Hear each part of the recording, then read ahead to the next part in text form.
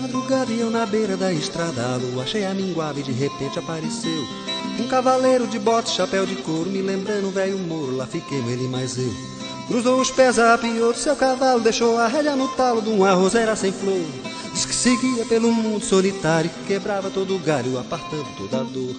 Quem não ouviu falar, quem não quis conhecer aquele cavaleiro que vive pela fronteira, divulgando a reza brava do capim de ribanceira. Aquele cavaleiro que vive pela fronteira, divulgando a reza brava do capim de ribanceira.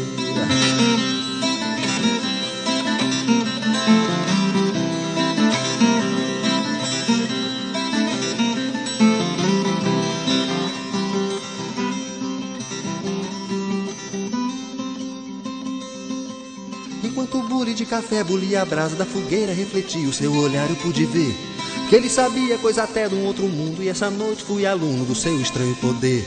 Com 7 pontas de uma rama trepadeira e uma rodeada inteira, o meu corpo ele tocou.